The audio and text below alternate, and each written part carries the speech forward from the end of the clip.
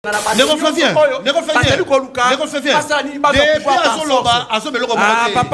toi tu n'as rien à dire. Tu n'as rien à dire. D'abord, le monsieur, il faut pas bénir la IDPS. Le monsieur, il faut pas bénir. Ce monsieur, il a dit clairement que Augustin Kabouya n'est pas son, non, n'est pas son secrétaire général. Il a dit, il est prêt même à aller rejoindre le M23. Ce monsieur, il a dit ça. Il a dit ça, ce monsieur. Il est prêt d'aller rejoindre le M23. Pourquoi? Parce que pour lui, Kabouya est incapable de repasser son salaire. Vous voyez, monsieur, tu n'as rien à dire. Ici, tu veux faire les challenges. Moi, je ne fais pas les challenges. Quand tu veux faire un débat avec Mitterrand, tu dois avoir un dialogue pour la pauvreté. Un dialogue pour l'intérêt égoïste. Un dialogue pour l'intérêt à peuple.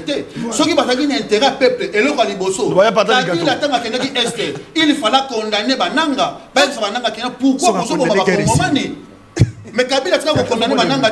Kabila a fait Bananga, a bango champagne, a bango, sécurisé par les rebelles qui tuent les Congolais. Merci. C'est ça qui démontre que Kabila Yenda Zali Mokolo M23. Merci. Oh lelo. C'est ça. À cause de Bison à Congo qui est à Kagame était donc un partenaire privilégié à Kabila, c'était Paul Kagame. Merci. Lelo, pourquoi Bisso Bayi ensemble pour la République, tout ça derrière dialogue inclusif et constructif.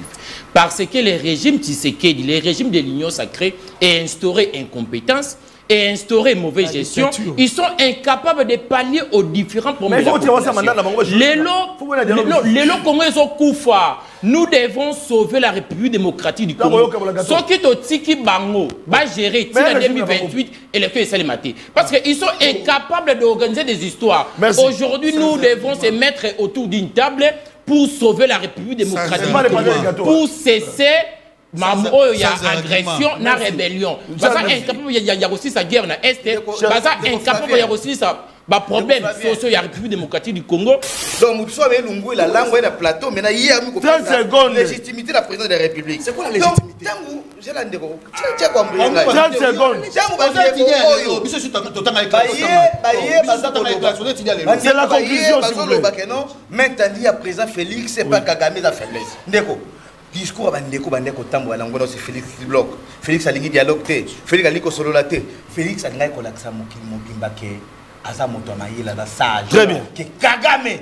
Nabino Bandeko, Ozo Kapé, Ozo Yoka, Ozo Tokapolo Balokuta. Mais attendre la main. Bino de bateau, Yobozana Kimboza, pour la déstabilisation de la République démocratique du Congo. Donc nous disons, voilà. Bakongomani Nyoso Bazola Nangana Ngonga Oyo. Très bien. Théâtre Oyo Kolega Nairobi. Bonsoir, ma décision sur les papiers pour utiliser comme papier hygiénique. Merci. J'ai toujours souri parce que l'élo, format de dialogue, on a un intérêt à la population. Moi, j'ai convoqué comme on a Félix Antoine Tshisekedi, le président de la République. Vous m'avez dit Tunga. Parce que moi, je ne peux pas accepter. Bateau basalo ko la ministre baoute pas na biso azalaka président fédéral ya Maniema ya UDPS baoute pas na biso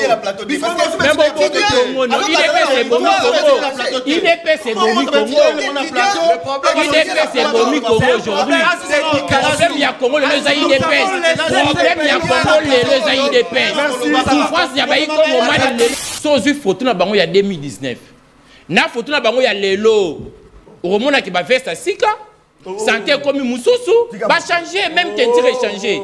Mais au moment où le président Moïse Katoum, avant que ma gouverner, il est là, ça n'a Zalaka. Mais les autres, même ma veste, moi qui qualité de veste, il change. Bah dans pouvoir, bah toi pouvoir, bon ça va photo na bango, il y a 2019, bon ça va photo quand il y a pouvoir, na 2019. Ba veste na bango za kindengeni ndeko azobosa na kesi so ndeko Kabila ke Katumbi wa bengana na mboka na passeport wa botola c'est du lourd bandela na rappelez ndeko azobosa na ke ndeko Katumbi bozola ngai merci beaucoup ndeko Kabila bengana na mboka botola na mais aujourd'hui peut en exil à cause de la dictature rappelez na maman pas si boye Tshisekedi azobosa Katumbi ozo rappelez Tshisekedi azobosa ele déjà kala azonga zo ko loba bambisi na kasholo. Lelo yo acolyte oye na plateau ata sonité bon tout à fait réfléchir na lisanga oyo bandoki uti koleka na Nairobi ya bandoki te na démontrer que na lisanga bandoki ah d'accord Ndeko Joseph Kabila Kabange.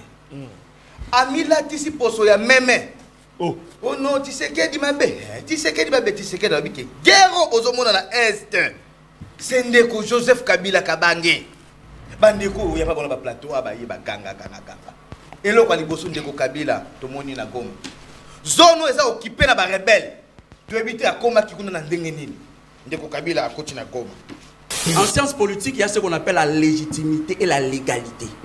Tu sais qu'il n'a jamais été un président légitime. Parce que nous avons vu, lors des élections, l'élection est violente même. Il y a un dialogue. Vous voyez, et violent même loi électorale. Et violent les règles où ils allaient établir. Tu sais qu'il dit c'est un président illégitime. C'est bon, papa Sentinelle. Pour nous, il y a dialogue. C'est le Mitterrand. Pour nous, il y a dialogue, papa Sentinelle.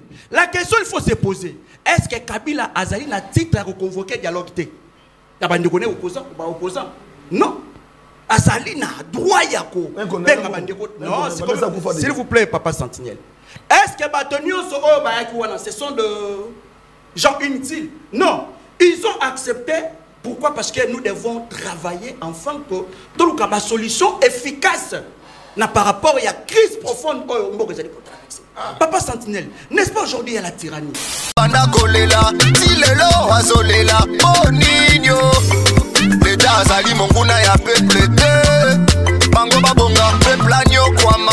Voilà, bande konanga yeze sengo mingi lisusu po ete pour kubeta masolo ya mboka. Boyebi ba Sentinelle ba sinzili bozali bande ya Congo bozali ndongo na biso en direct. Dans le baron toujours nous sommes en direct.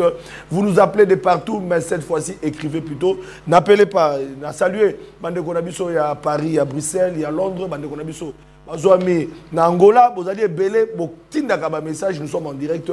Botinda kaba message parce que l'invité n'a pas répondre. 26 provinces, il y a République démocratique du Congo malgré la zone sous contrôle. Il y a AFC M23, mouvement négatif, supplétif. Il y a Rwanda, Tolobi était Congo Mani, Oyo. Bazomi Kuna, Bazali Peko mérité. Il y a solo Mote Nabiso parce qu'ils font partie de nos compatriotes. Oyo, Bazali na souffrance Kassi. Bazali Kota la Congo, Ndenge, Bazali Kokene. La pas Mbote les sous na maman Bipopula. Parce que émission Oyo, Ezalaka Bango, émission Ezalaka Bipopula, Ezalaka émission à population.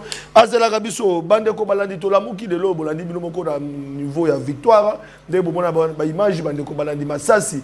Et Kobeta, qu'est-ce qui se passe, Bande Kobalandi? Une banque, pour ne pas citer son nom, pour ne pas faire la publicité, de Bozali Komona, Bande Kobalandi. Ba braqueur bazali na kati pe to moni musala oyo service à sécurité police na biso bango pe bazali sur place pour na koluka solution ya kobimisa bandeko oyo bazwami comme ba otage na kati ya banque wana pe na ba oyo bazali ko commettre ba atrocité bazali ko mona bandeko na biso ndenge bazali ko subir terreur bazali ko batama bazali ko banga ete likame comme la bango bazali ba agent ya banque wana pe libanda boko mona ete police akosala musala na ye pe na ba service ya sécurité to moni pe bande ko na biso ba mapinga bazali ebele wana ezali événement ezali koleka en direct. Je crois que d'ici là tokozwa ba suite ya makambo ndenge ezali koleka kuna pe tokoyebisa bino est-ce que il y a eu des blessés, il y a eu des morts et la situation avec nous vous allez suivre ça tout à l'heure au cours de cette émission. Bande ko balandi Olanda ki bino mongo conclave ya opposition oyo essaie de tenir pendant 48 heures wana tozali na niveau ya Nairobi tozali na Kenya.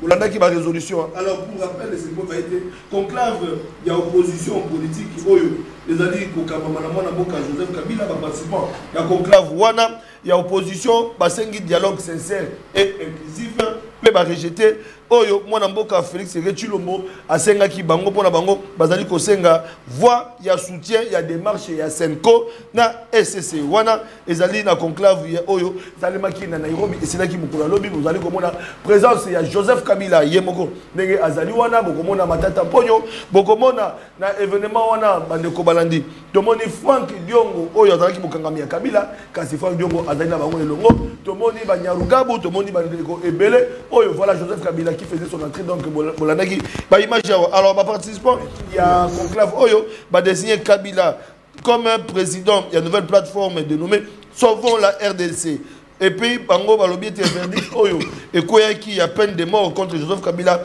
Bango Bazali qu'on reconnaître et en côté, Bazali qu'on reconnaître plutôt 12 points de sortie de crise. Oyo, Joseph Kabila a proposé qui Bango peut rejeter, Oyo, Joseph, Oyo, moi Namboka Félix Chilombo, après ça qui comme résolution, ce qui est un truc dans dialogue, et que ça les mandangani peut être, on a retali Kimia, on a qui l'appelle des braves, plutôt on l'a mis tendu à Kagame, pour la Kimia Zalapona Bango, on a conclave l'opposition, va rejeter toute initiative.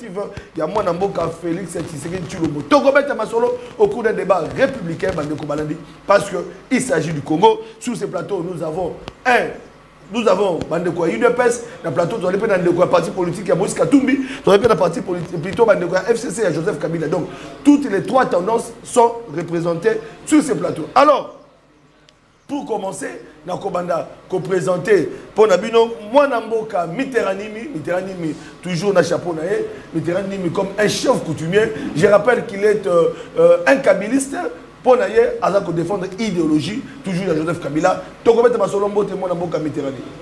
Mbote Papa Sentinelle, Mbote Nabakongomani, Oyon Sobazui, Bakou, Yakolanda, Moka défenseur Nabango, moi Namboka Mitterrandimi.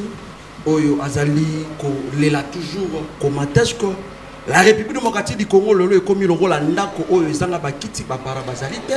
Je pense que na ibandeli émission déjà on l'a dit comment régime sanguinaire, un régime incompétent lolenge bazali ko gérer la République. Awa na zongi plus précisément la carte ville de Kinshasa. Je pense que moni en pleine ville, la victoire, la braquage. Braquage, c'est pour vous dire quoi? Actuellement, la République démocratique du Congo, comme il y a la toilette publique. Et comme il y a la toilette publique, tout le monde peut faire tout ce qu'il veut. Tout le monde a coquille. Cognon la Congolais, pas Congolais, soleil impuissant. Il y a le gouvernement congolais. Donc, Papa Sentinelle, je pense que ça la débat républicain. Même les États-Unis d'Amérique et pas à Trump, tout le monde a un braquage. Même de l'Obin en France et tout le monde a en Belgique. Dans un pays avec la démocratie, il y a un braquage. Papa Sentinelle, il faut autant à la psychologie congolaise. Vous voyez, pour comprendre un Congolais, Asa Moto Makambouana était à braquage. Mais ce qui le braquage est comme un niveau haut, cela veut dire que les régimes en place promettent qui les Congolais, le peuple d'abord. Aujourd'hui, Ezali, escroquerie du siècle. Parce que nous avons cru que ce qui est à continuer à pouvoir, à copé ça va Congomani misala. Aujourd'hui, manque à copé ça va Ndegonabiso misala, il y a comme occasionné le braquage et comme occasionné la criminalité. Joseph Kabila Kabange, aigle qu'il était en 2016, moi je m'en souviens. Awa. S'il vous plaît, papa, ça la kimia. Awa l'enseignement. Nous avons vu comment est-ce que Kabila a tchaka ba caméra enfin que. Merci beaucoup. Et banda ko la kisabiso qui fait quoi? Merci beaucoup. Parce que vous êtes au Congo central, vous êtes au Congo central. Assemblée provinciale, une minute, résumé, Assemblée provinciale, grâce à Papa Sentinelle, je voudrais d'abord vous dire que moi je ne suis pas communicateur, mais je suis un écho. Voilà. Lorsque je trouve que ça ne va pas, je dois être pragmatique et je dois être réaliste. Moi je trouve que, étant qu'un écho, nous avons combattu Guy Bandou. Pourquoi? Parce que Guy Bandou c'était la personne OMMA qui bat anti-valère. Il y avait l'insécurité grandissante. Vous voyez, Banekongo se retrouve quitté. Namagambo Etali, construction de routes. Namagambo Etali, construction. Il y avait une infrastructure de santé, aussi scolaire. Mais aujourd'hui, disons-nous quand même la vérité. Et tant que Congolais que je suis, j'étais la fois dernière au Congo central, je vis quand même. L'exécutif Azali Kokunda, ça ne fût que l'essentiel. Vous voyez, lorsqu'il y a des bonnes choses au Congo Salama, nous devons être pragmatiques et nous devons être réalistes. Voilà. Quel intérêt est Azali pour la Congomani Nyonso. Donc voilà un peu pas sentir parce que moi je ne suis pas communicateur de il a ses propres communicateurs. Merci. Non, c'était une question de curiosité parce qu'il y avait malaise dans l'Assemblée provinciale et tu étais là et puis voilà. Mais malaise dans l'Assemblée provinciale, c'est l'UDPS. Non. C'est l'UDPS. Qui ne sait pas? C'est l'UDPS qui a tout manigancé. UDPS partout où il est. à côté de des autres. Partout. Et je me pose des questions. Merci beaucoup. Voilà. À l'extrême gauche, nous avons mon amboka Charles Nungi, qui est avec nous aussi, un membre de l'UDPS, micro. Charles Nungi, bienvenue, Péboï Malam. Merci. Bien habillé, tenir combat. Merci, papa Sentinelle. Merci d'avoir fait parce que Bandeko, M23, toza animé la Bandeko, million ma biais dans la plateau. C'est Azar M23. Donc, le lobby, que non. Azar porte-parole là-bas parce que Nairobi, Patient Saïd Bazar, qui est comme représentant à M23. Willingoma, nous disons Willingoma UDPS, monsieur. S'il vous plaît, lorsque lui m'a dérangé, ce n'était pas un problème. Non, je voulais simplement. Non, on a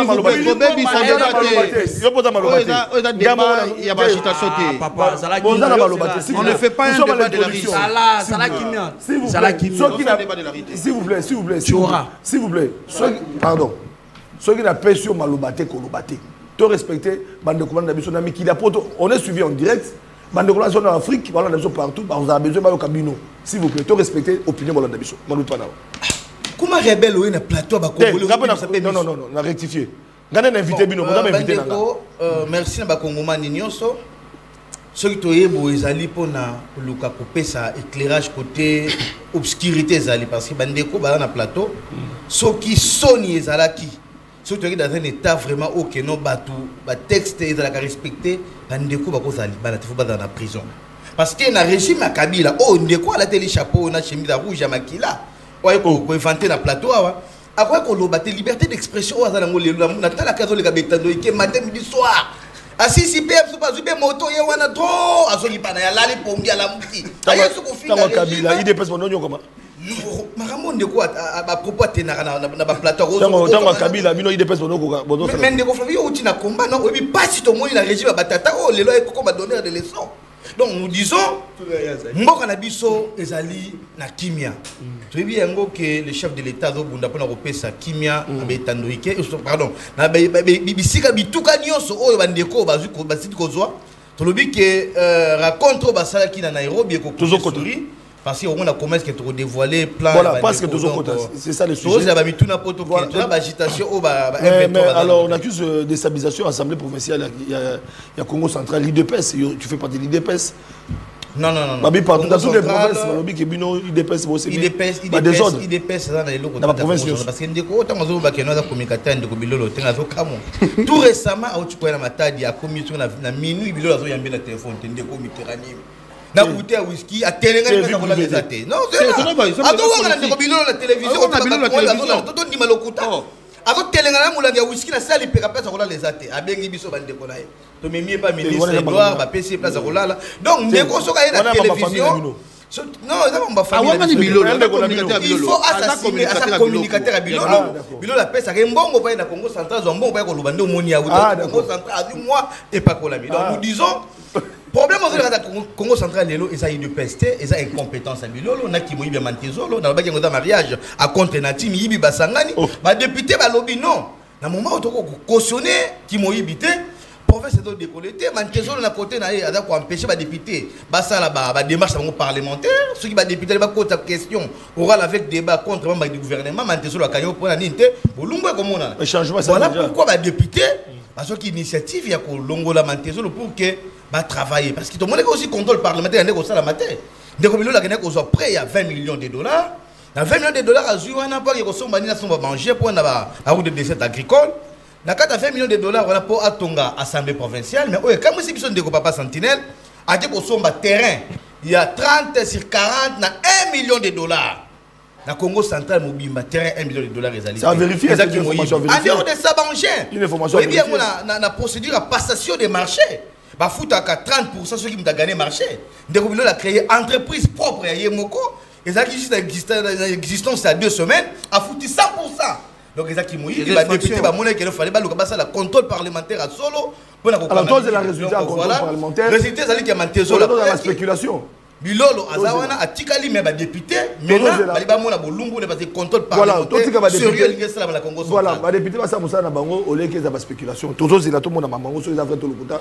Et quoi, alors, moi, Namboka, Kiloso, Mousseme, parti ensemble, il y a Moïse Katumbi. Bazana biso pe na plateau boy malamu bien que Moïse Katumbi a conclave opposition de l'opposition, mais tu as encore bonne santé à partir. Apparemment, on doit apprendre qu'abandonner Moïse Katumbi dans le ensemble. Bonne santé. Merci premièrement pour le cas de l'invitation. Na PCP Baimbo ka autre partager plateau na na PCP ba congolais au régime ya ben incompétent régime ya union saké ba banona ba na niveau ya Kivu pe na Ituri. Aujourd'hui, le président Moïse Katumbi a toujours derrière les combats du peuple congolais. Je voudrais un peu éclairer l'opinion par rapport à Babylou et les réseaux sociaux. Le président Moïse Katumbi a derrière X individualité. Le président Moïse Katumbi a jamais causé X derrière X individu. Le président Moïse Katumbi est toujours derrière l'intérêt général de la nation. C'est une précision de taille. Segundo, que le président Moïse Katumbi a eu la politique, que le président Moïse Katumbi, grâce à Katanga, a commis un non, c'est faux. Le président Moïse Katumbi, comme gouverneur, n'a jamais touché à ses avantages financiers, a travaillé gratuitement comme gouverneur. Aujourd'hui, il faut que le président Moïse Katumbi amènera un combat pour l'intérêt général de la nation. Par rapport à la situation que nous vivons aujourd'hui à Kinshasa. Na niveau ya Est, guerre, il y a M23 ezali. Na niveau ya Ituri, guerre ezali ya ADF. Na niveau ya Grabandu, nous avons na affaire Mobondo. Mais awa pe na Kinshasa, braquage est commis, le col a habitude, et comme le roi qui tue. Donc chaque semaine, braquage après braquage. Alors qu'aujourd'hui, c'est le régime qui gère la sécurité de la nation. C'est l'IDPS qui gère la sécurité de la nation. Comment l'IDPS est incapable d'assurer une bonne sécurité de la population congolaise. Aujourd'hui, l'IDPS est échoué dans le secteur Nyonso. Vous avez un ministre de l'Intérieur, un membre de l'IDPS. Vous avez un commandant suprême, un membre de l'IDPS. Le gouverneur Nyonso, vous avez un membre de l'Union sacrée. Mais pourquoi vous avez stabiliser la sécurité? Dans la ville province de Kinshasa, les gouverneurs, un membre de l'IDPS. Ministre ya intérieur à niveau national, à membre ya IDPS. Les commandants suprêmes, à membre ya IDPS. Mais pourquoi ville ya Kinshasa, insécurité comme Yamakasi Boui? Vous savez que les présidents, Joseph Kabila, c'est un Rwandais. Mais sous la gestion, il y a un Rwandais, braquage et Zalaki Boïti en Kinshasa. Nous déplorons l'incapacité, l'incompétence du régime Tshisekedi. Biso, braquage, na guerre, na niveau ya Est. Le régime Tshisekedi, normalement, il fallait qu'il basseigne à la population congolaise, pardon, parce que Bazo Kokana Bangote, pour gérer une grande nation comme la République démocratique du Congo. Merci beaucoup. Voilà, on finit avec la présentation avec G4 Eric Lukusa, UDPS, représenté sur le plateau. Boy Malam. Il faut que ça soit bien Tata National. Tata National. Voilà. Amouzoua. Voilà. Confrère journaliste. Oui, bien, alors, ça n'a pas si on a Flavien, on a évité. Tenue de combat. Ceux qui battent au de l'université, n'a pas moins en bacage, pour un petit rappel, attaque à main armée et banni les lots na Congo. Ndeko nangai, nangina rappelé na nubatu. Boyebi moto ba bengi Daniel Botete. Akufa wapi na haute tension. N'époque il y a régime ba sanguinaire. Il y a ba kabiliste. Oyebi Chabani no na ba botola ye, montre na ye. Wapi. N'époque il y a ba sanguinaire. Oyebi tozaka na kambiste ya monene ya mboka na biso. Igo Tanzambi. Akufa na n'époque banani. N'époque ya ba sanguinaire lelo bazoloba. Et là ko yesa langa pasi komona ke ndeko boye azotanga kelasi na ICSM. Alinga sili sa classe. Mais aponi na ye Kabila sali 18 ans atika ina elo côté. Alinga sili sa classe pour akene suko courir derrière Kabila. Kabila bosani na mboka oyo. Boni ba matungulu bakufi na mboka oyo. Lelo bango baza bato bakolo bate. Ça c'est l'ignominie. Et ça outrage devant le peuple comme on a un jeune garçon mi balé boy. Ba yé na télévision et bazo loba au nom de Kabila. C'est du chancre. Non, c'est du chancre et ils ne peuvent pas parler. Comment on a un jeune boy ba loba et ça l'a passé. Na tout ni ba kelas ba otanga. Moussa na ngodi. Donc Kabila a pas. Donc Kabila aza éternellement un homme extraordinaire. Il y a un moment où il y a un Mitterrand a souffrir. Ah, il dépasse. Mitterrand, il y a un IDPS. Il y a un rebelle. Voilà. Tu souviens on a été. Mitterrand, il est le Kamusingaï. Que Mitterrand a eu grâce à la télévision, il a communiqué à Bilolo. Mitterrand est payé par Bilolo. Mais la politique, Azali communicateur politique, il y a grâce à Bilolo, il faut pas découvrir. C'est son frère. C'est moi qui ai amené Mitterrand au Congo central chez Bilolo. Ils sont même de commettre à la TVT. Ils ont quand même. Et communicateur politique, Azouanga na chef na ye. Il y a un Monique Bilolo.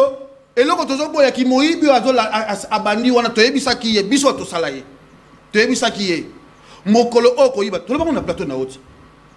Osez ba image na la veste ya bleu ya là.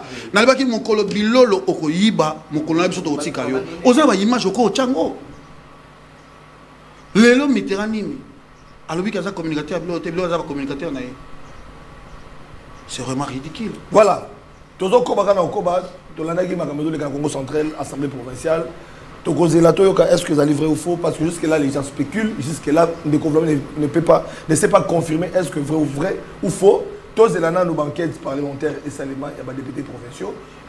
Alors, ton côté sujet n'a pas parce que nous devons gagner le temps, gagner le temps dans Oetikali parce que sujet Oyo Tozali Kolobela ezali conclave, il y a opposition dans le niveau il y a Nairobi, il y a Kenya.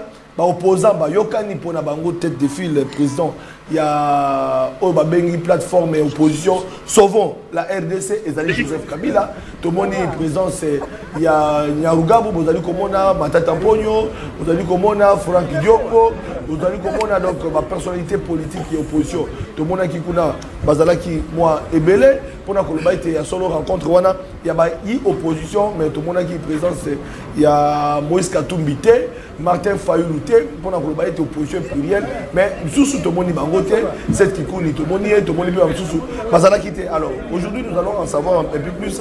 Conclave, c'est le dialogue inclusif, dialogue Oyo, il y a Senko et CC, puis réitérer proposition, il y a 12 points. Oyo Joseph Kabila a salaka na discours il y a 6 minutes. Voilà Bandeko Baladi, Tozali Kolobela yango. Et de l'autre côté, Félix Sekechilombo était devant la diaspora congolaise. Après ça qui précision, na itali dialogue Oyo Azali Kozela et puis à l'Obela IP, les Kambotali main tendue na Kagame Oyo Tobengi Père des Braves. Merci la réalisation. Tout le monde qui Bandeko Nabiso, il y a France, il y a Belgique, il y a Allemagne, il y a Allemagne, Bazala qui est Belewana. Bandeko Balandi Abraham Masala azali pe wana pona koloba ete les amis de Fati Béton bango pe bazala ki wana pona koloba en tout cas moi na mboka Félix Sekechilombo yepe a pesa qui précision comment sortir de cette impasse ton comité Masolo sur ce plateau. Nous commençons avec l'IDPS parce que vous avez suivi les conclaves de l'opposition. Bolandi ba résolution na yango et puis pour na bango c'est le schéma, il y a dialogue à la tête, il y a plateforme sauvons la RDC, c'est Joseph Kabila. Ndeko Flavien, et là, on a vu que ça va pour le moment, ils allaient sonner. On a moi, je pense qu'on n'a plus du temps à perdre dans le bateau. Le Kabiliste. Conclave Nairobi, le papa, tu as 18 ans dans Mboka. Il y a dialogue. Tu as 18 ans dans Mboka avec ces Kabila. Et là, on unité. Kabila posé na mboka o a salakate pendant 18 ans. Est-ce que na mboka na biso la République démocratique du Congo tozana personne o aza extraordinaire keye azate na yebisi yo ndeko na ngai Flavien na mboka oyo tomoni combien de tueries sami na mboka oyo to bosani ba fausse commune na mboka oyo boni bato yo Kabila bomi na mboka oyo babomi ba société à l'État pour que la société privée na bango na yebisi yo toke na boma tozaki na aérodrome na boma baboma yango po bacha égal oh tikabo mais na yebisi yo c'est du lourd ça baboma yango po bacha égal lelo onatra ezongeli ezui ba bateau grâce à Félix Antoine Sekechilombo Martin Lukusa j'ai salué les DG lelo onatra azongi si chemin de fer grâce à Félix Antoine Sekechilombo Mais boni bango bazalaki na mboka pendant 18 ans. Bayela biso ba 13 ans so ke comme na 4 bru ezini na mai ba to kufi. Ba 13 ke na kaloka ba tindika. So ba toujours ba très bien. Maman nanga ye. Vous démarrez c'est déjà non, chemin de fer et si Moussa et Salmi to l'équipe déjà qui pèse. Ah d'accord. Donc bientôt là on remet même chef. Oui. Ah d'accord. Mais pas après combien d'années? Après 18 ans. Bato ba sali 18 ans na mboka ba sala nini? Ba bomanyos. Lelo. Ce qui le chef de l'État a raison. Parce que Est parti oriental les a occupés. Tant que non, c'est Kabila qui est derrière tout cela. Batwandima quitté.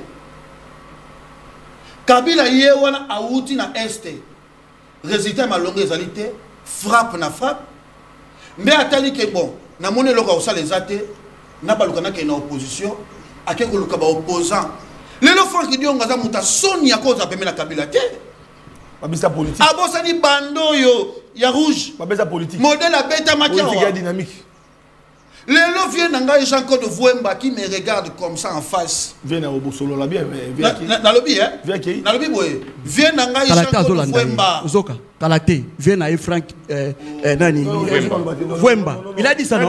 Viens à ba service pas nous air yango. Non non, ba service. Mais ça congolais. S'il vous plaît. Vous étiez là pendant 18 ans. Na région na binoté. Les longs de yo ya wa po sur tous les sons. Nous avons regretté même madame non anda facilika. Pour yo jeune boy. A do divertir yo la Kabila. Les longs Jacques Vouemba ko lo baté. On était avec lui comme président de l'Assemblée provinciale dans le Congo central. Pour des intérêts égoïstes. Les bateaux, c'est la rébellion. Les bateaux, ils commis par M23. C'est un intérêt général, il y a peu plus tard. Donc, conclave opposition, ma résolution pour le dialogue, même les résolutions qu'on va proposer, il y a SCC 5 ans. Intérêt à peuple exact. Intérêt à peuple exact et pas Félix Antoine. Donc, pas de dialogue avec Bango. Pas de dialogue. Avec sauvons la RDC, plateforme. Kabila a quoi sauver RDC après avoir tué des millions de Congolais. Mais à quoi sauver beaucoup. On a fait 18 ans avec Kabila, fait 4 milliards. Pas si na mboko.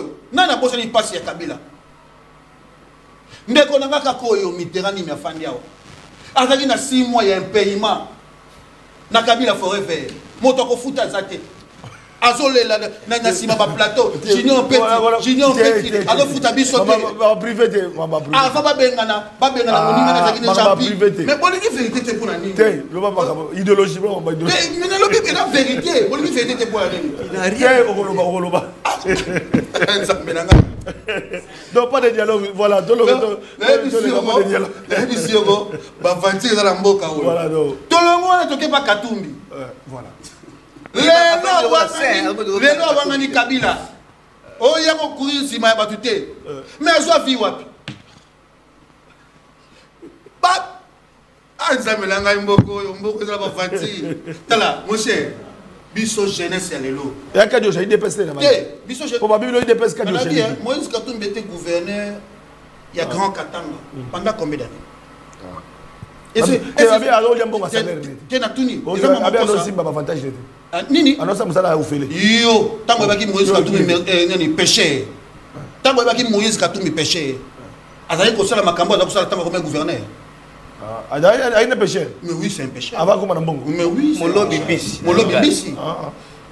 ndeko na ngai chance vie le chance le tala conseil no pesa lui merci boba j'étais très mon conseil boba conseil boba jeune pour pas loba avenir ya lobby ena maboko na biso ba jeune bola muka ena maboko ya bato wana te bato na basali déjà vie na bango ba yibi bakoka ko yiba ba bombi bakoka ko boma bato na ba bombi ba jeune lokala Arma Tungulu était un jeune comme vous na mboka oyo tala modèle à Kufa Rossi Mukendi un jeune lokola yo tala modèle à Kufa tigesa na passer on rappeler ngai ba combattant wana lelo yo oza nengo otanga ba classe ya ICSM oza capable de diriger mboko il faut que Kabila songa na mboko pas diriger pendant 18 ans diriger ça. Merci 5 minutes de Gogi merci obeti bilo Moussemene ensemble toke panani Kabila a donné tout à Katumbi Mais le Wangani Katumbi, Wangani Kabila.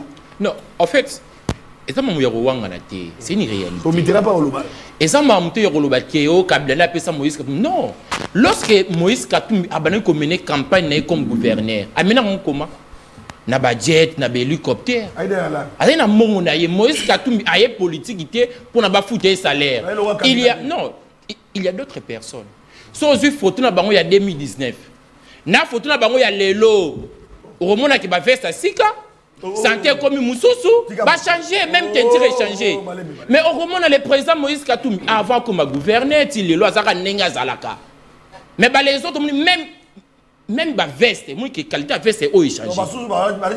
Bazana pouvoir, bateau pouvoir, bon ça photo na bango, il y a 2019, bon ça photo il y a bateau il y a pouvoir na 2019. Ba veste na bango za kindenge ni. Santé na bango za kindenge ni. Bato il dépêche, santé na bango za kindenge ni.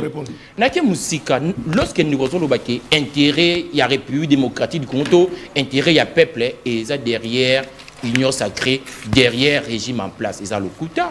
Aujourd'hui ba yi Congo man o bazana Goma, o bazana Bukavu, o bazana Ituri, o bazana Graban place Mobondo ezali. Yo ko yebisa bango ke régime il y a union sacrée. Bazo travailler pour l'intérêt na bango. Non, c'est faux. Régime, il y a union sacrée, gestion na bango, et ça pour l'intérêt na bango personnel.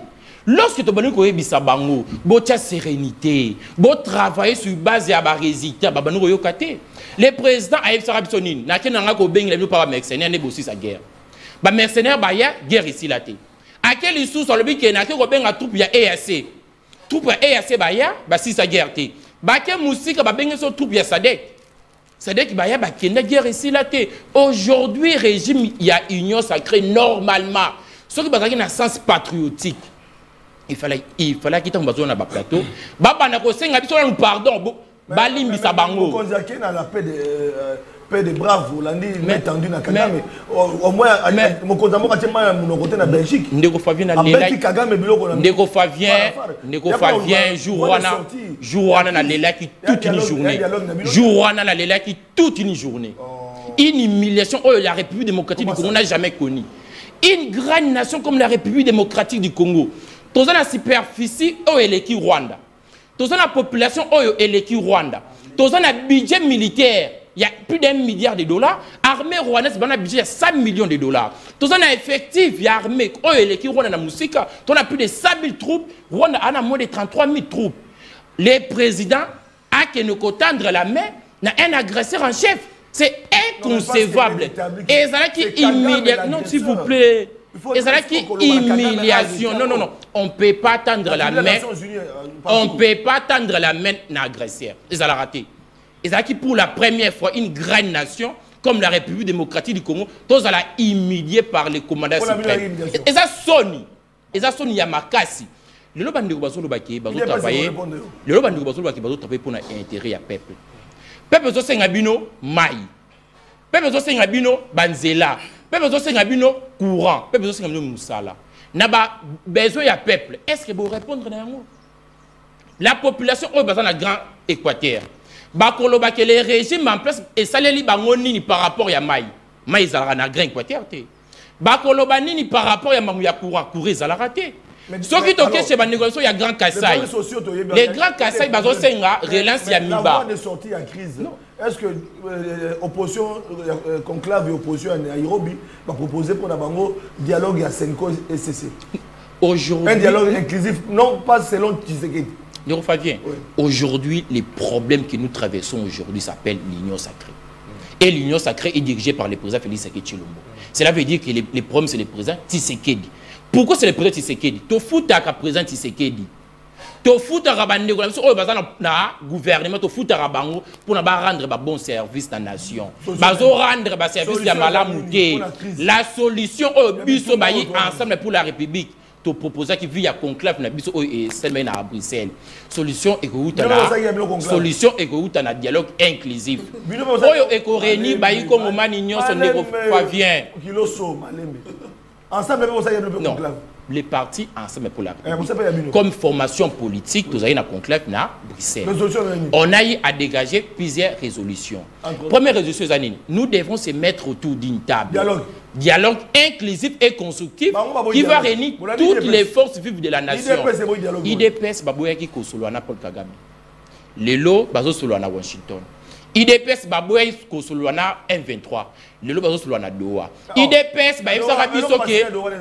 IDPS ba yebisa biso ki ba sinema c'est les faits ba sinema comme bien c'est les faits IDPS ba yebisa biso ki ba reçoit na Paul Kagame te ba reçoit na Washington IDPS ba yebisa biso ki ba reçoit na M23 te ba komi ko signer ba accord na Doha IDPS ba yebisa biso ki ba rokuta na Paul Kagame te ba komi ko tendre la main donc IDPS ba ko changer ba maloba la facilement IDPS yebi très bien si les pouvoirs négocier avec les agresseurs oh ba yebi que c'est le Rwanda c'est Kagame ce que bino ce ko ba panter na sima non emu ya ba la Kabila la Katumbi to pe ba opposant mususu pour na bango ba c'est parce que l'agresseur c'est le Rwanda. Maintenant, la diplomatie, il faut maintenant mettre terme avec le Rwanda. Parce que Bakagame, Bakatumbi, Badiongo,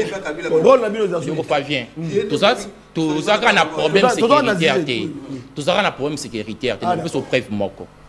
Aujourd'hui, loi, il y a la finance publique, ils ont bloqué dans l'Assemblée nationale. Vous avez il y a M23. Comme autres gens ont un problème, il y a vision, il y a absence, il y a orientation.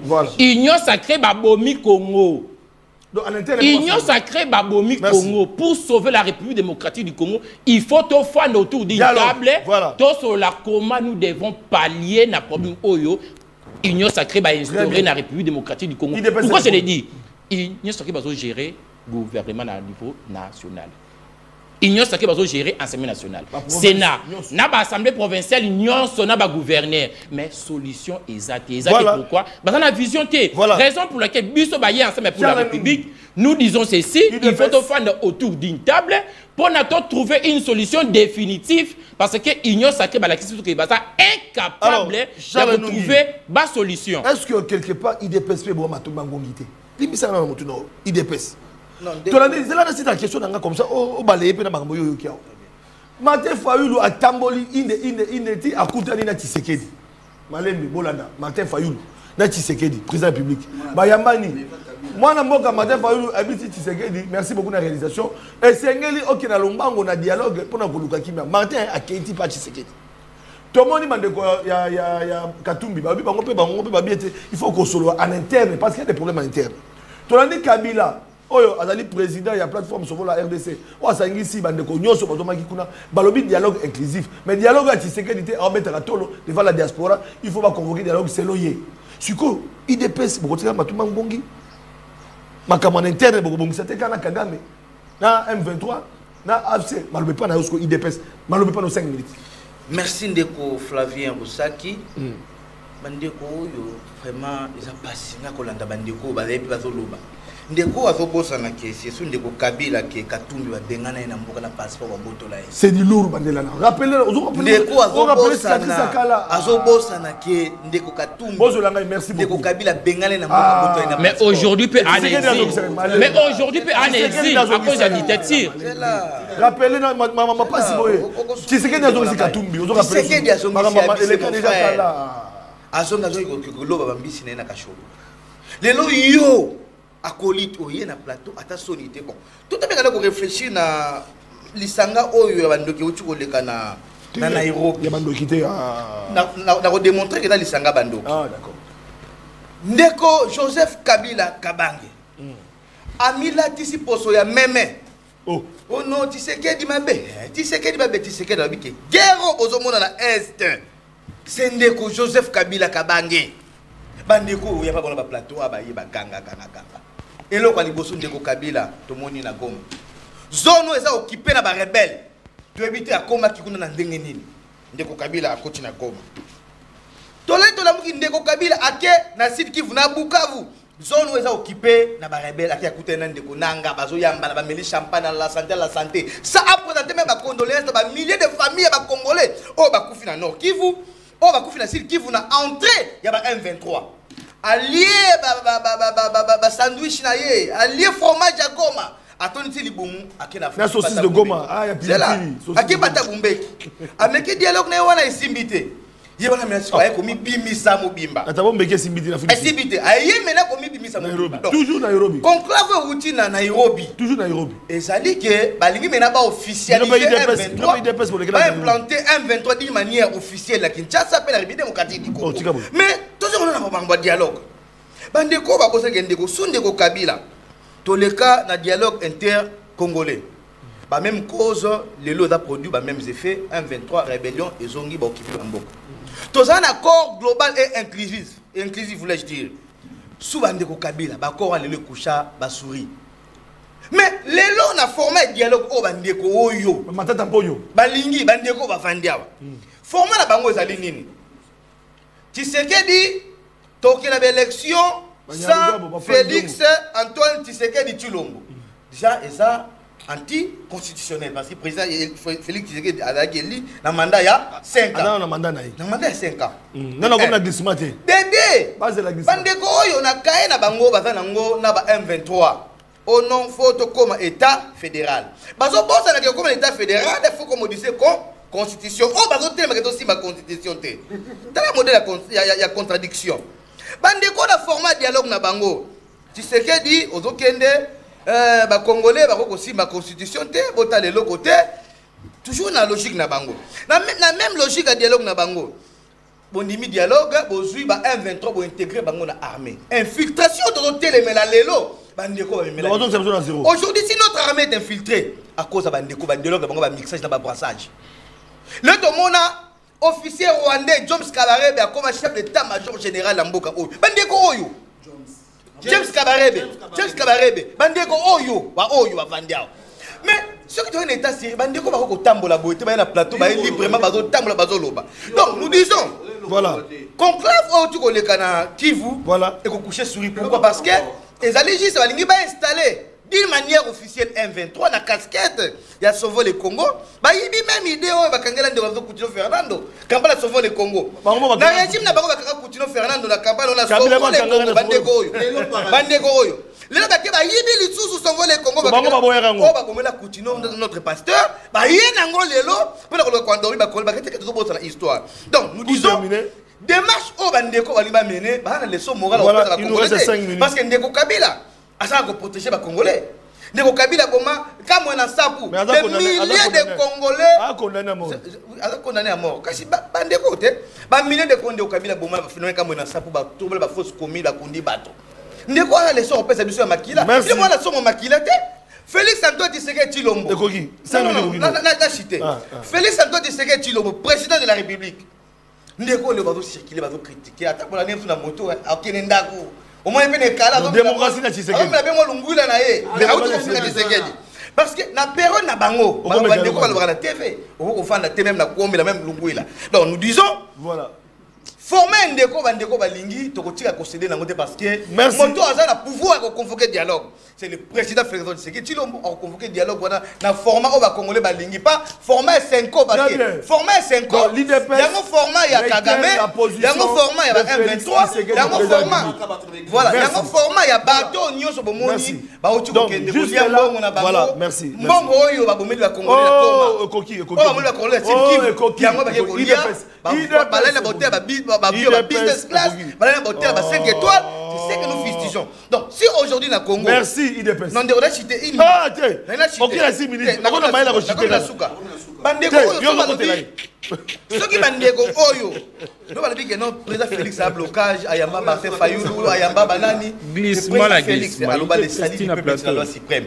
Tant que la proposition de la bine a l'intérêt à la population, le président qu'on s'incline dans le côté. Il faut pas comprendre que bandeko oyo rebelle bazar Félix Tshisekedi. Donc merci de faire sur le plateau parce que la position on a. Eza la Katumbi na position na bango ya dialogue ba osengela. Eza la Kabila na ba échouer la même format on attend ba la même format dialogue. Tendre la main.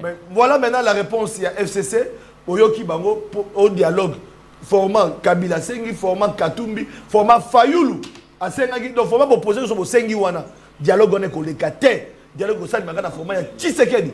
Moi faire la bino.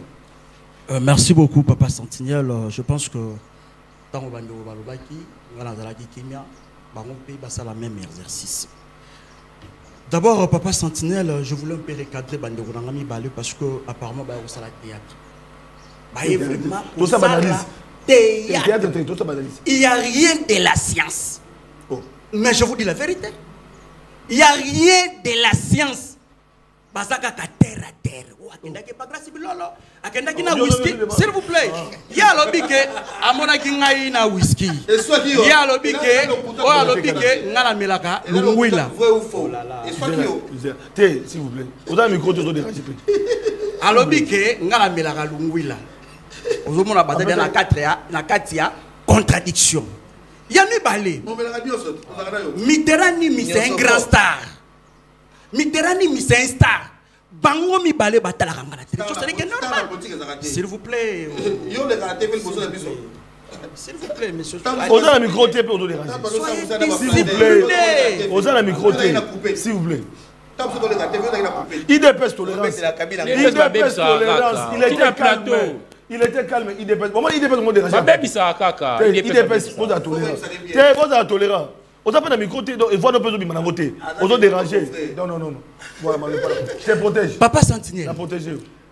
Bateau mi Balé, Bachoukou Mana Choukouri. Oh. Bazalaki, communicateur. Il y a 4 heures. Il y a Gracie Bilo. Ils ont chanté. Ils ont loué le gouverneur Gracie Bilo. S'il vous plaît. Moi, je ne suis pas de l'AVC. Il faut faire la différence. Pour être communicateur, s'il vous plaît. Pour être un communicateur, il faut être un membre d'un parti politique. Là, tu ne connais pas. C'est pour cela qu'il faut que l'on ait combo et un tata national. Il n'est pas un tata national. C'est un tata niensonal. Donc, c'est-à-dire que dans la tête, il n'y a rien que la matière fécale. Il ne réfléchit pas, mais je vous dis la vérité. Non, écoutez, s'il vous plaît. S'il vous plaît. Il est dans 5 minutes. Oloba qui a banane kimia. Oloba qui a banane kimia. Il était calme. S'il vous plaît. Tu ne peux jamais être mon maître. Il était calme. Parce que tu as beaucoup d'insuffisances. Tu as beaucoup d'insuffisances. Tu connais rien. Monsieur, tu parles de pécadille. S'il vous plaît. Débat comme tu ne dis absolument rien. S'il vous plaît. IDP c'est BBC débat. Ça c'est biscorni, monsieur. Bah Congo Mali la IDP c'est BBC débat. S'il vous plaît. IDP c'est BBC débat. S'il vous plaît. Je vais vous recadrer, s'il vous plaît. S'il vous plaît. S'il vous plaît. Plateau et Ambibino, pardon. Na bandela toujours. Plateau est belé, mais bon respecter plateau à de Konabino. Pour plateau, Félix Sekedi Avanda, tout ça l'émission. Plateau caméra Avanda, Ngaï na ça l'émission na bango. Donc plateau pour respecter bango, bateau na d'appel bino de bozo les cas et ça me fait bien. Pas mon appel bozo pèse ma case. S'il vous plaît. Bataille personnalité, tout ce qui a la idée. Si on contredit rencontrer bango na ba point, yo peut rencontrer ba point, tout évolue. Papa Sentinelle. Ma vie privée. Papa whisky c'est vrai. Le deux personnes. Ils ont loué Bilolo.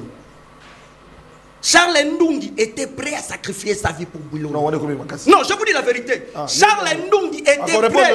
Il y a qu'on soit même moi si naïe, après ça, pas soyez pour la Bilolo. Non, je vous dis la vérité. Il était prêt de faire ça. Il était prêt. J'accepte. Tellement bien, on a posé comme ça un communicateur grâce à Bilolo. Je suis né Congo. Je vais défendre les valeurs. Mais vous avez chanté pour Bilolo. Vous avez chanté. Vous avez mangé avec Bilolo. Mais ça me fait très mal lorsque je vois ces deux personnes critiquer Bilolo. Bon. Nasongi, maintenant, na Makamouya conclave. Voilà. Papa Sentinelle, je suis très mal à l'aise. Parce que je ne peux pas faire un débat avec des gens qui ne maîtrisent rien de la science. Rien de la science politique. D'abord, il ne sait pas que le pouvoir politique a sali na ba mission. Première mission na Ezali nini? Ezali yako imposer l'ordre. L'ordre public. L'ordre public. Ezali moko ya mission, ya pouvoir politique. Aussi, Papa Sentinelle. Ezali nini? yako battre la population na biloko na bango. Bazali kobosana le 20 janvier 2024. Ndeko Félix Tshisekedi, il a prêté serment. Yako sala nini yako sécuriser ba Congolais.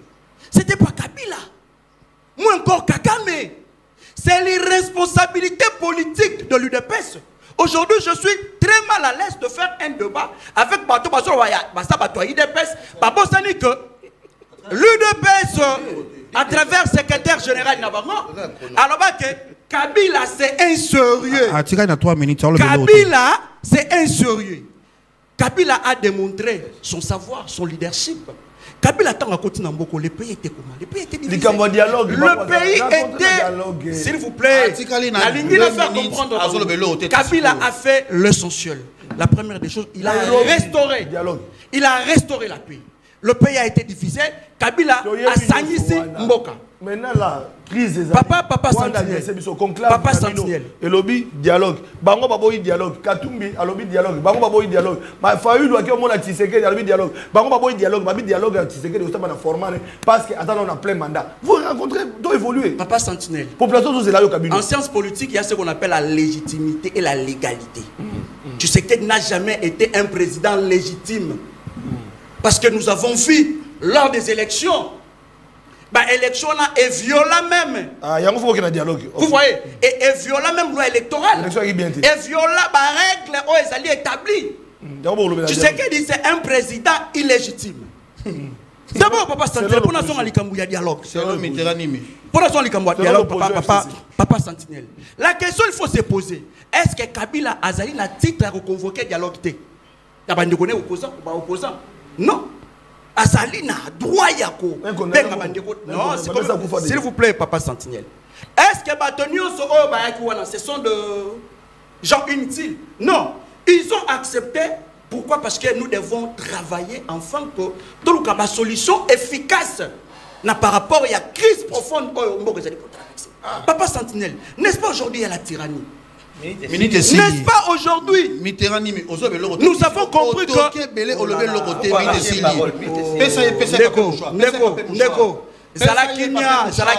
moi je ne fais pas un débat, je ne fais pas un débat de caniveau. Votre régime est incapable de repérer sa bise au courant. Votre régime est incapable de repérer sa courant. Nous devons dire la vérité. Papa Sentinelle, la sortie de la crise et ça dit que c'est sur une table. Mais il y a pour parler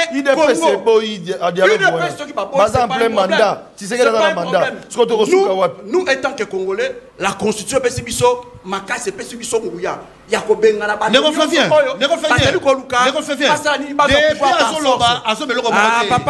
toi tu n'as rien à dire. Tu n'as rien à dire. D'abord, le monsieur, il faut pas bénir la IDPS. Le monsieur, il faut pas bénir. Ce monsieur, il a dit clairement que Augustin Kabouya n'est pas son secrétaire général. Il a dit, il est prêt même à aller rejoindre le M23. Ce monsieur, il a dit ça. Il a dit ça, ce monsieur. Il est prêt d'aller rejoindre le M23. Pourquoi? Parce que pour lui, Kabouya est incapable de repérer ce Moussala. Vous voyez, monsieur, tu n'as rien à dire. Ici, tu veux faire les challenges. Moi, je ne fais pas les challenges. Quand tu veux faire un débat avec Mitterrand, tu dois avoir aujourd'hui, dites-nous, comment est-ce que nous avons laissé ce pays? Le pays est occupé par des forces étrangères. Papa, c'est le côté. Donc, si qui manque à eux, c'est extérieur. Je ne peux pas vous inviter. Prochainement, s'il vous plaît. S'il vous plaît. Papa, s'il vous plaît. Juste après nous, il y a les journaux, s'il vous plaît. Sinon, on a 4 émissions et les gens vont rester là comme ça. Ils ont mal à monter. Pour respecter un programme à Douala Dabiso, nous avons 30 secondes. Vous répondez à ma question, s'il vous plaît. Tu comprends que le conclave est un dialogue. IDPS, dialogue, ça les maté. Dengue Bango, Bango, et ça les mandingue Tshisekedi, parce qu'il y a un plein mandat. Parce que Bango peut baboy, Tokosuka, 30 secondes pour terminer. N'importe qui a 30 secondes. N'importe qui a 30 secondes. Dialogue, il n'y a pas de dialogue, il n'y a pas de Oyo, ils ont organisé la Kabila. Nous avons organisé la Kabila. Parce que à l'époque, Kabila était légitime dans le pouvoir. Ce qui est Mitterrand, il a reconnaître que Tshisekedi est illégitime dans le pouvoir. Mais Mitterrand, on met quoi ça? Pourquoi Bango Bayaki na dialogue na Bango? Baoluka dialogue pour la pauvreté bazanango, baoluka dialogue pour intérêt égoïste, baoluka dialogue pour intérêt à peuple té. Ceux qui batagin intérêt à peuple et le Kaliboso. Il fallait condamner Bananga, Bananga pourquoi Boso ba Kongomani? Mais Kabila tika ko condamner Bananga té. Kabila fala na Bananga, azomena na bango champagne, azolia na bango, alali na bango sécurisé par les rebelles qui tuent les Congolais. Merci. C'est ça qui démontre que Kabila Yenda Zali Mokolo M23. Merci. Oh lelo. C'est ça. À cause de Bison à Congo qui est à Kagame était donc un partenaire privilégié à Kabila, c'était Paul Kagame. Merci. En fait, Lelo... Ils sont clairs, il n'est pas clair. Lelo, pourquoi Bisso Bayi... Pas de dialogue là. Lelo, pourquoi Bisso Bayi, ensemble pour la République, tout ça derrière, dialogue inclusif et constructif. Parce que les régimes Tshisekedi, les régimes de l'Union sacrée, et instauré incompétence, et instaurer mauvaise gestion, ils sont incapables de pallier aux différents problèmes de la population. Lelo, comment ils ont Koufa? Nous devons sauver la République démocratique du Congo. Ce qui est au Tiki Bango va gérer en 2028 et les feux Salimate. Parce qu'ils sont incapables d'organiser des histoires. Aujourd'hui, nous devons se mettre autour d'une table pour sauver la République démocratique du Congo. Pour cesser... il y a agression, il y a rébellion. Il y a aussi sa guerre dans l'Est. Il y a aussi ça. Problème social, il y a la République démocratique du Congo. Il y a un épisode ensemble pour la République.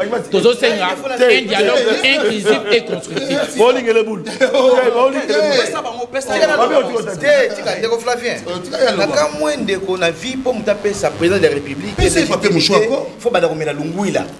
Donc, vous avez l'ungu la langue et le plateau, mais il y a une légitimité de la présidence de la République. C'est quoi la légitimité? C'est la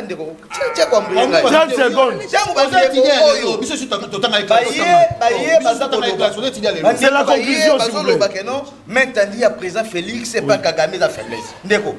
Discours à Bandeko Tambo, c'est Félix qui bloque. Félix a ligné dialogue, Félix a ligné solo la Félix a ligné Kolaksa Mokimbake. Très bien. Que Kagame na bino bandeko ozotoka pe ozoyoka so dito ozotoka pona balokuta. Mais attendre la bino nde bato yo boza na kimboza pona déstabiliser la République démocratique du Congo. Donc nous disons voilà. Ba Congomani nyonso bazola nanga na ngonga oyo. Très bien. Théâtre oyo koleka na Nairobi. Bozwa ba décision sur ba papier bo utiliser comme ba papier hygiénique. Merci. Vous toujours sourire parce que lelo format dialogue oyo dans l'intérêt de la population. Moi t'as convoqué comme on a Félix Antoine Tshisekedi Tshilombo, le président de la République. Faut dit Tunga. Papa Sentinelle, tu sais parfois dans le barango IDPS et Sengeli na ya dans la plateau. Parce que moi je ne peux pas accepter bateau bateau bateau lokola basardine ministre baoute pa na biso azalaka président fédéral ya Maniema ya UDPS baoute pa na biso IDPS c'est bomi Congo aujourd'hui. Problème ya Congo les IDPS, problème ya Congo les IDPS, souffrance ya bayi Congo mali les IDPS. 30 ans c'est trop, les Congolais vont aller couper. 30 ans c'est trop, tant comme tout n'a pas